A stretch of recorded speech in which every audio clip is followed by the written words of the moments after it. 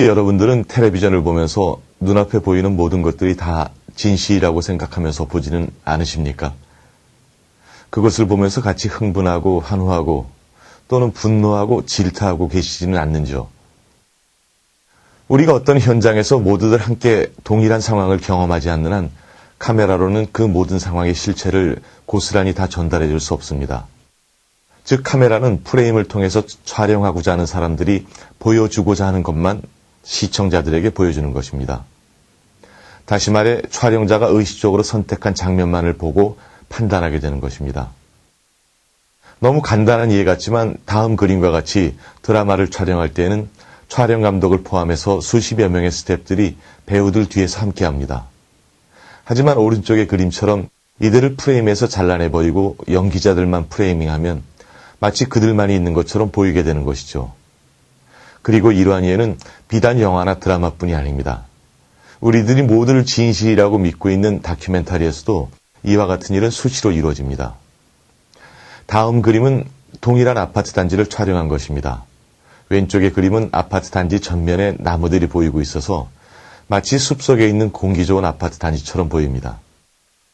반면 오른쪽의 아파트는 앞에 사진에서 본 단지와 숲 사이에서 촬영한 것입니다. 재개발 현장에 우뚝 서 있는 아파트 단지는 주변과 동떨어져서 아주 허름하고 어수선한 동네에 있는 것처럼 보입니다. 즉 대상은 동일한 것이지만 우리가 그것을 어디에서 촬영하는지, 다시 말해 무엇을 보여주고 보여주지 않는지에 따라서 실체가 달라 보이게 되는 것입니다. 촬영이라는 작업 안에서 이러한 예는 너무나 많다고 할 수 있습니다. 영화나 드라마의 감독들은 프레임의 사이즈를 통해서 감정을 좀 더 적극적으로 전달하기도 합니다. 다음 그림은 드라마 중의 한 장면입니다. 좀 어리석은 질문일지도 모르겠지만 두 개의 화면을 보면서 우리는 어떤 것에서 더욱 주인공의 감정을 진하게 느낄 수 있을까요? 만약 다큐멘터리 작업에서 하나의 대상은 왼쪽의 그림과 같이, 다른 대상은 오른쪽의 그림과 같이 촬영을 한다면 시청자들은 어떤 것에 더 많은 애정과 관심을 갖게 될까요? 영화나 드라마에서 감독들은 이러한 화면 사이즈 이외에도 카메라의 높이, 렌즈의 특성, 피사계심 들어가는 것, 대상의 움직임 등 여러 가지 요소들을 갖다 동원해서 원하는 장면의 분위기나 주제를 살려내고는 합니다. 그리고 이러한 요소들을 조절하는데 아주 중요한 것 중에 하나가 바로 렌즈가 가지고 있는 특성이라는 것입니다. 이 화면은 배경과 앞의 인물의 거리가 같은 상태입니다. 하지만 어떠한 렌즈를 사용하느냐에 따라서 대상과 배경과의 거리가 달라 보이게 됩니다. 이러한 것을 원근감의 과장 또는 축소라고 합니다. 즉 동일한 공간이라고 하더라도 어떠한 렌즈로 촬영했느냐에 따라서 공간의 크기 또한 다르게 표현되는 것입니다. 혹시 해외여행을 할 때 인터넷에 사진만을 보고 숙소를 예약했다가 낭패를 본 경험이 없으신지 모르겠습니다. 저는 이러한 영상 작업을 하면서도 수시로 낭패를 보고는 합니다. 렌즈에서 초점이 맞는 범위는 촬영을 할 때 간단하게 조작할 수 있는 요소입니다. 다음 그림에서 왼쪽의 것은 앞의 꽃에만 초점이 맞아 있지만 오른쪽의 것은 앞과 뒤의 것 모두에게 초점이 맞아 있습니다. 영상물을 촬영할 때는 이렇게 초점이 맞는 범위를 이용해서 관객들에게 보여주고 싶은 부분만 선택적으로 보여줄 수 있습니다. 다음은 이러한 선택적인 초점을 이용한 것입니다. 다시 한번 이야기하지만 아무리 상황과 환경 그리고 피사체가 동일하다고 하더라도 시청자들은 우리가 선택해서 보여주는 것 이외에는 볼 수가 없다는 것이죠.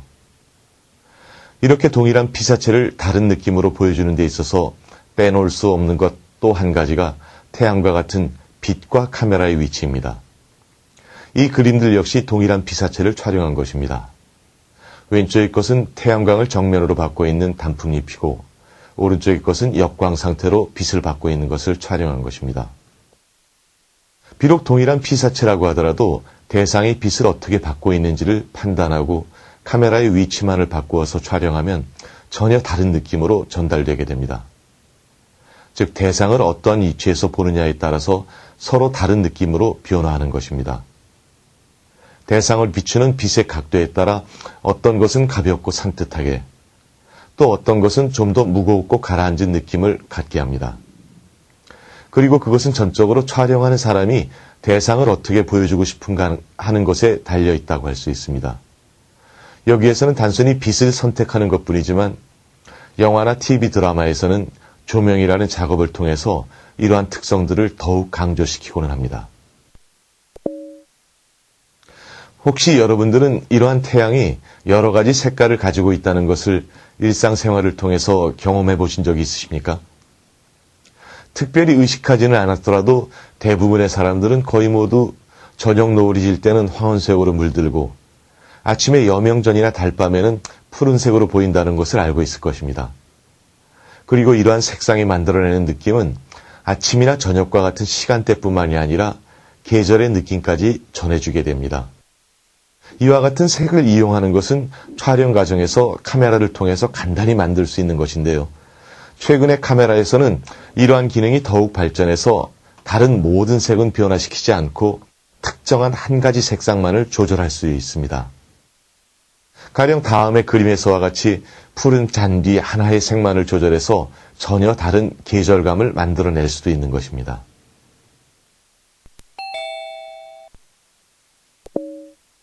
또 한 가지 예를 들어보겠습니다. 이번에는 프레임 내에서의 피사체의 위치에 관한 것입니다. 즉 프레임 내에서 피사체를 어느 쪽에 배치시키느냐에 따라서도 시청자들은 다른 느낌을 받게 됩니다. 여러분들은 다음과 같은 그림을 보고 자유의 여신상이 왼쪽에 있는 것과 오른쪽에 있는 것 중 어떤 것이 더 보기에 편하다고 느끼십니까? 반드시 그렇다고는 할 수 없지만 많은 경우에 오른쪽에 주요 피사체가 있는 것이 좀 더 안정적으로 느껴진다고 합니다. 이것은 우리들이 평소 글을 읽는 습관에서 비롯되었다고 합니다. 즉 대상을 왼쪽에서 오른쪽으로 훑어보는 습관 때문이라는 것이죠. 그렇다면 이러한 상황을 대립되는 의견을 가진 인물들을 촬영할 때 적용시키면 어떨까요? 선입견과도 같게 무의식적으로 어느 한쪽이 다른 쪽에 대해서 좀 더 편안하고 우월하게 보이지는 않으십니까? 지금까지 설명한 이와 같은 예는 일부분에 불과합니다. 영상물에서 이러한 동일한 조건을 다른 느낌으로 표현하는 요소들은 정말 다양하다고 할 수 있습니다. 있는 그대로의 대상이 바로 코앞에 있어도 영상으로서 그것을 있는 그대로 보여준다는 것은 어찌 보면 불가능한 일일지도 모릅니다. 어떤 프레임을 구사하느냐에 따라서 그 각각의 영상은 서로 다른 느낌을 만들어낼 수 있기 때문입니다.